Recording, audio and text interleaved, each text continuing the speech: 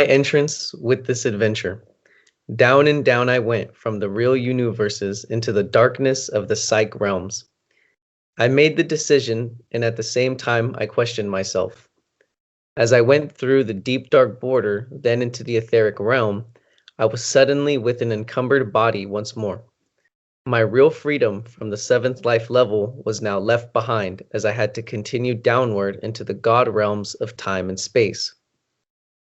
I could hear the roar of laughter from the Callum God as I passed through the huge mental realm. I could feel the intimidation of those asleep to the all-is, as I was the one to bring forth what almost no one wanted on the earth, real truth and real freedom.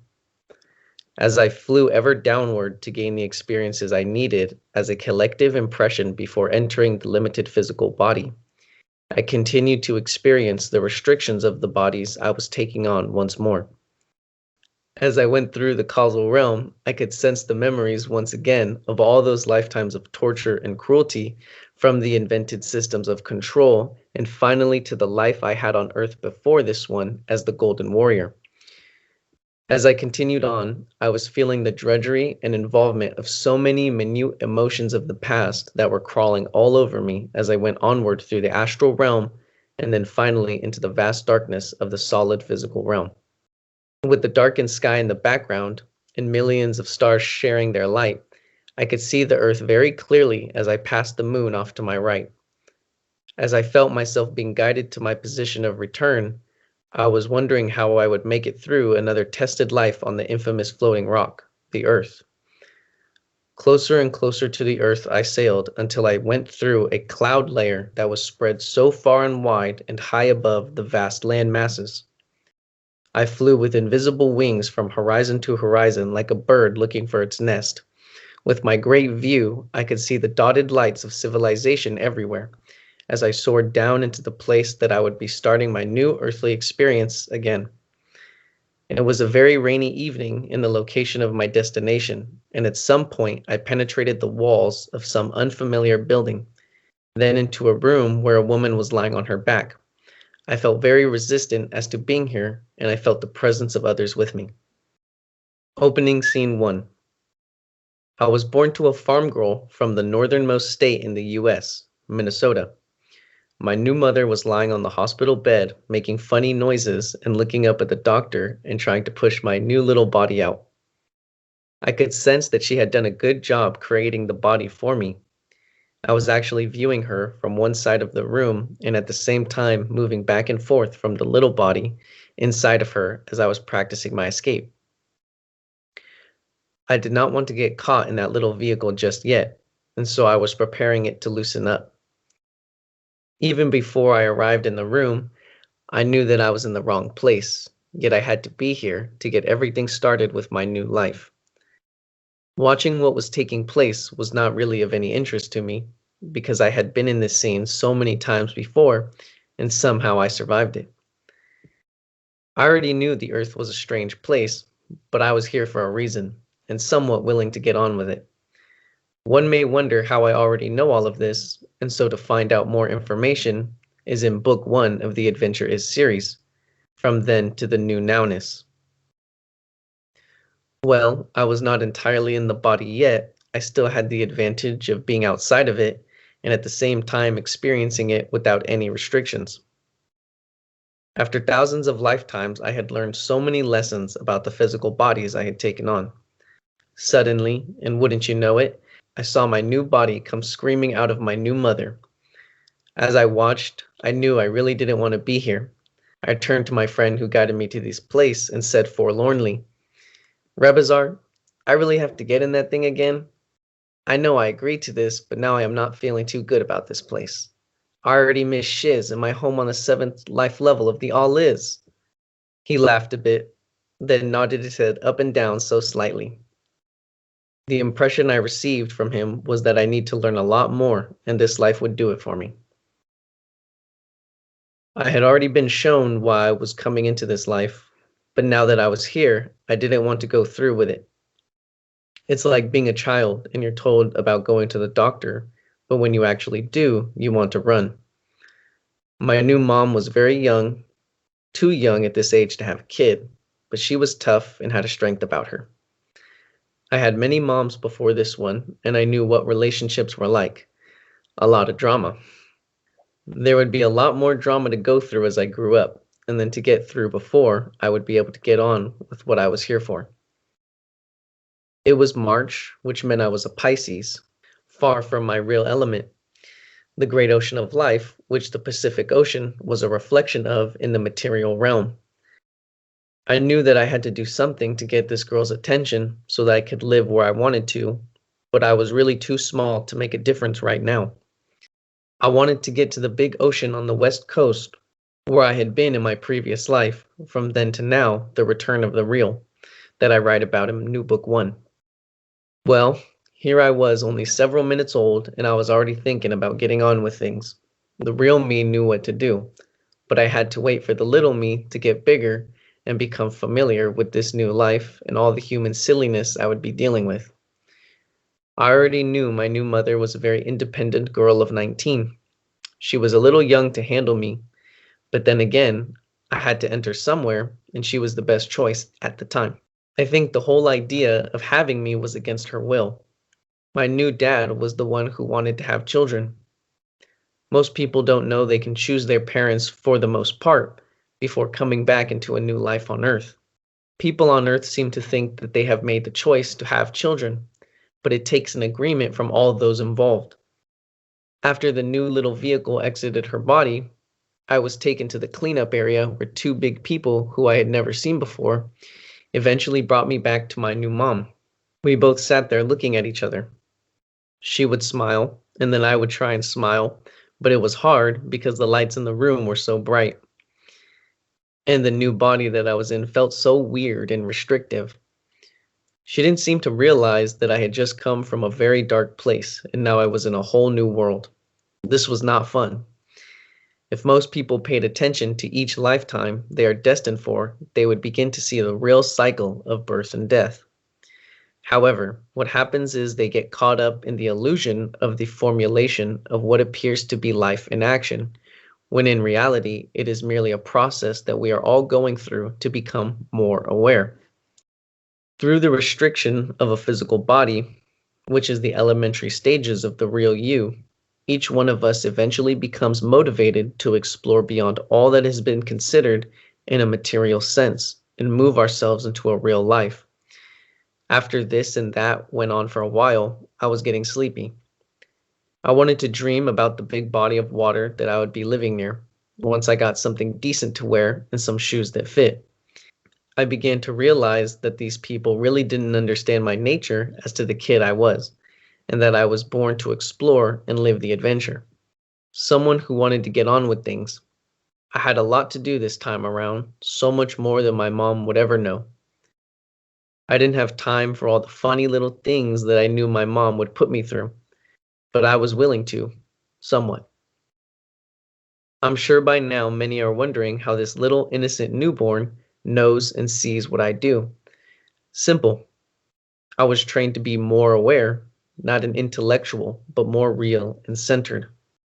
Anyhow, after all that went on, I finally did fall asleep and begin to dream. I was suddenly standing beside my dream come true, the big blue Pacific Ocean. It is a wondrous body of water that reminded me of my real home on the 7th life level. It isn't as good as my real home, but it was good enough for this place. I was now in the new body and having to relate to the new little mind I had to deal with. There is one thing good about a new mind, and that is it knows nothing. I was centered with a real being and forgot everything else while in the experience. I stood there watching the waves roll onto the shore and listening to the wonderful sound of the breaking surf as it rolled in and made its way to the land. The sun was shining overhead in a clear blue sky and reflecting the wonderful light from above into my awareness. It was all a dream come true, a dream within a dream that was all mine. All of a sudden, something happened. It was freezing. I was back with my new mom and stuck in the body again. All I could consider was how to get back out again. We were leaving the strange building that I had flown into earlier. The rain was still coming down pretty hard when we left the place. Then we got into something which I overheard them call a car and drove off. Some new person was driving. My guess was it was my new dad, because Mom and he kissed. As we drove along, I watched the night lights that seemed to pass by so quickly as my new mom held me. The lights made me sleepy as I rolled around a bit in her arms. I was very aware of what was taking place, but at the same time, I had to deal with the limits of this new body. I suddenly didn't know anything from my past while in the body. I was now in this new life and having to try and figure things out all over again. I knew I had a past, but it was being blocked from me. Eventually, we were out of the big city and driving on a dirt road that was wet from the rain. We were headed for the farm, which is the home of my new mom. It was quite a ways from the main road. This gal is a real hick, I thought to myself. We finally reached the house and circled a large pig pen that was in the middle of what you might consider to be the front yard. Actually, there was nothing but front yard. This place was huge. Two older people came out of the house to greet us as the car came to a stop.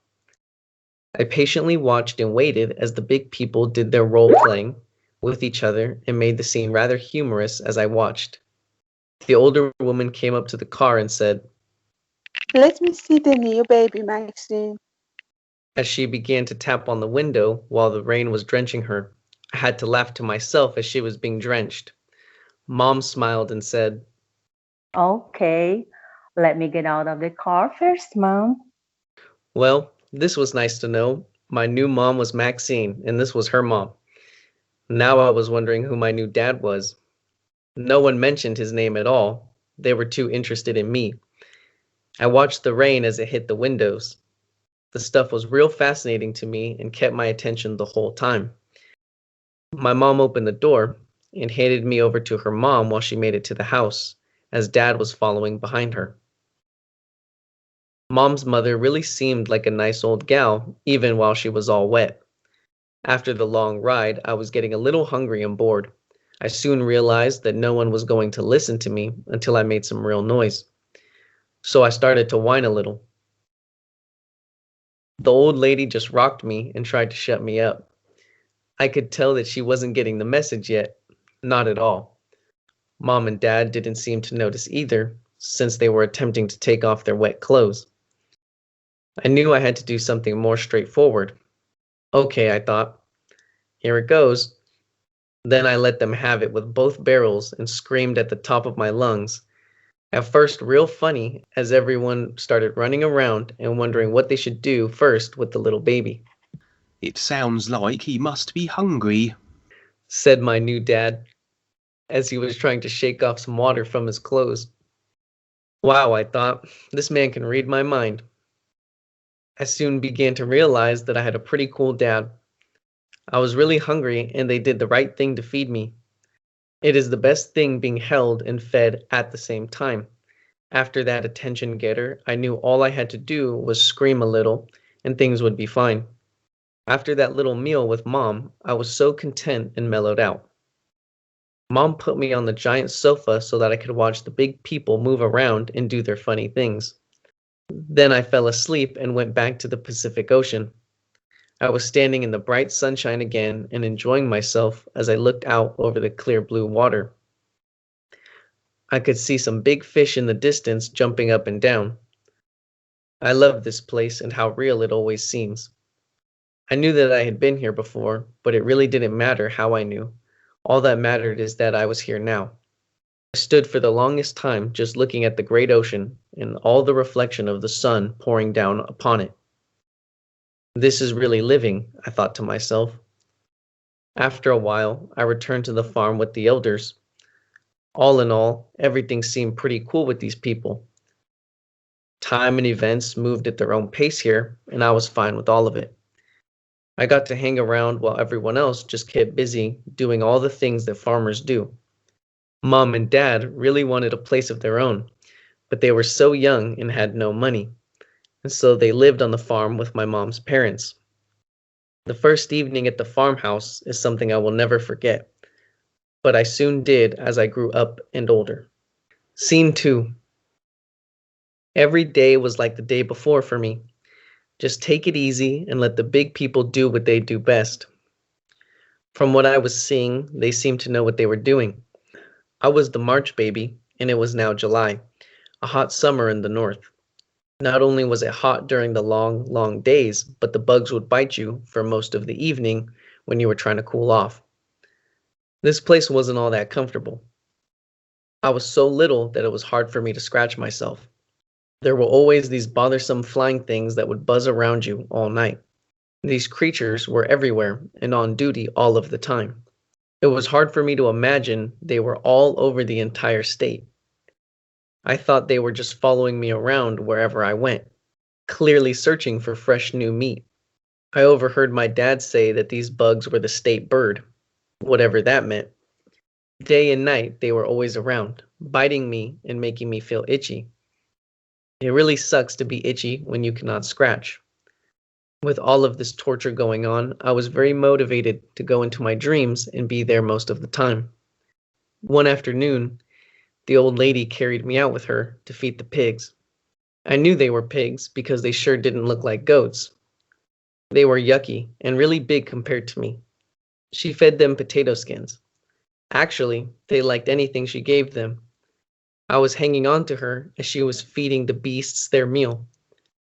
She would throw them stuff and I would hang on.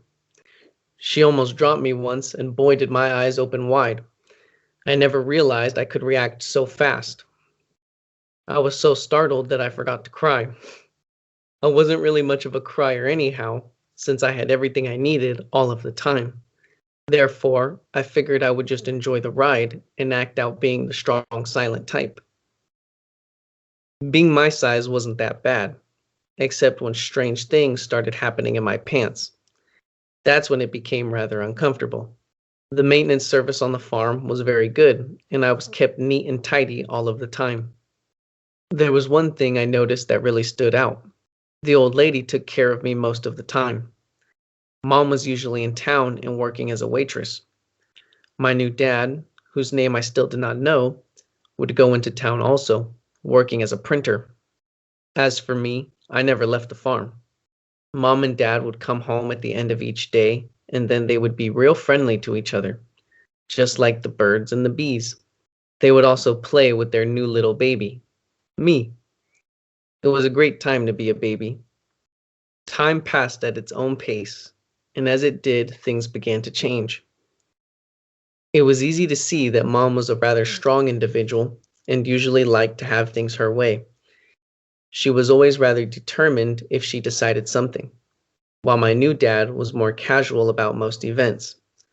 I figured that they were very young and just starting their new life, and that they had to work out the kinks. It soon became apparent that they were way too young, and that the situation here was looking very funny. I began to think about what else I could do, which of course was nothing. Then, one night, it happened. There was a big blowout between the two of them. One of my dad's friends had seen Mom with someone else in a particular way, and so, boy oh boy, did the attitudes fly about the room. Now, all of a sudden, there was something strange in the air that didn't seem quite right. The wonderful harmony of my all-natural life had taken a turn, and we were headed in a completely different direction. My little head began to spin, and I was feeling silly. I kept wondering to myself, what are they going to do with the baby? The entire situation didn't look good from where I was usually sitting. I figured I'd just wait it out and see what would happen. Funny thing, that's all I could do anyhow. As time went by, everything did change. My dad, whose name I still did not know, was all of a sudden gone one day. Oh great, I thought. What's our family without a dad? Here's the drama I knew would show up. Mom kept working later and later each night, and so I hardly saw her at all. The old lady, who I finally discovered was my grandmother, confronted Mom one evening about how the baby needed a dad. Mom became rather attitude engaged and said that that part of her life was over with and she was going to move out. Mom told Grandma she had saved enough money to leave. From their conversations, I found out that Mom had been with someone who had already been to California. Whoever this person was seemed to motivate her into making a big change in her life. It was an idea that I really liked. I knew the Pacific Ocean was next to California. Now that this new idea was occurring, I basically forgot about the mom and dad arrangement altogether. Things were looking up. Mom had arranged to go to California to see what it was like, and then she would eventually come back for me, hopefully. I didn't really like the entire idea, and so I made some noise when I heard it. Of course, these big people were already programmed to think that I wanted food or my diapers changed when I made any noise, and so they never really considered the fact that I wanted to be a part of the decision making. I heard Mom telling Grandma that there was a big ocean next to California. Of course there is an ocean next to California, as if she didn't know that. I knew it was the ocean of my dreams, the Pacific Ocean. Well, they never mentioned the name, but I knew it was so. If I remember correctly, I was about 1 or so at the time and bopping around the house like a bouncing baby boy, all excited and ready for the big move. Even though I had this little funny body to deal with, the real me had a much bigger awareness that saw past all the obstacles of the human body and mind. I could see a great destiny for myself, a great exceptional adventure into unknown places, which did seem scary at times because the earth is not a safe place to live. In those days, Grandma was still doing well. She could do just about anything. I didn't see Grandpa too much at all because he was usually out doing all the things that farmers like to do. Once in a while, Grandma would walk me around the farm to see all the different things there were. And I would see Grandpa working away. He would wave to us and smile. As the days passed with them, I really missed Mom. It was a long time before I saw her again, as she was off in sunny California. While my mom was gone, I realized that a boy does need his mom. In the meantime, I figured I would just hang out with the old people and have a few laughs. They had TV back then, and the two oldies would watch the weirdest shows. They were weird to me anyhow. The screen was small and hard to see since they always left me way across on the other side of the room. I'm sure that in their minds, I was a mindless shrimp who didn't really know anything at all. If they only knew, boy, could I tell them some stories. One of their favorite shows was The Lone Ranger. I really got a kick out of this show too. This lone guy was great. From where I was sitting, this masked hombre could do anything. What a great life he lived. I thought it was rather funny that he was constantly riding around with a strange dude named Yonto. Anyhow, I think that was his name. Sometimes the older people were talking or making noise, so I couldn't always hear everything that was going on with TV adventures. At times, it was hard to hear what the lone guy and Yonto were saying, especially since Grandpa would yell at a lot of the exciting parts. My guess was that the everyday farm life was not exciting enough for him. He really did get into the act of what the lone guy was doing. I liked it when Yonto would say, "Ugh." He was very agreeable. Grandma and Grandpa would also listen to the radio at times. There was a Lone Ranger show that came on every week. There seemed to be a lot of other funny shows on the TV and radio, but most of them didn't make sense to me. I just liked watching the scenery. The two elders would laugh all the time, and I would sit there and watch them, just taking it all in and laugh too, because it was funny hearing them laugh. I really didn't know if my favorite shows were every day or once a week, as time meant nothing to me. I slept and dreamt most of the time and ate once in a while. I like to dream about the big ocean with the blue sky overhead and the sun reflecting upon the water like a million diamonds. When I was outside of myself, I felt the best. I would also dream where I was with animals a lot, especially cats. I really like cats, and in my dreams they would talk to me and tell me so many funny things about the humans. I liked playing a little dumb and numb at times. The idea was to make the elders think that I was not capable of doing anything for myself, because I was a dreamer and that's how I liked it. It was easy to see that if I showed any real initiative, I'm sure they would have put me to work, because on the farm, everyone worked and the little kids were made to be slaves. Looking back at those good old days, it is easy to see that living on a farm is a good life. These people were very simple and caring. The farm life is a good foundation for real humility. If I were your average Earth person, it would have been a good life for me, and I would have liked to have stayed. But I could hear the call of the big ocean and my new life of adventure that would be my destiny.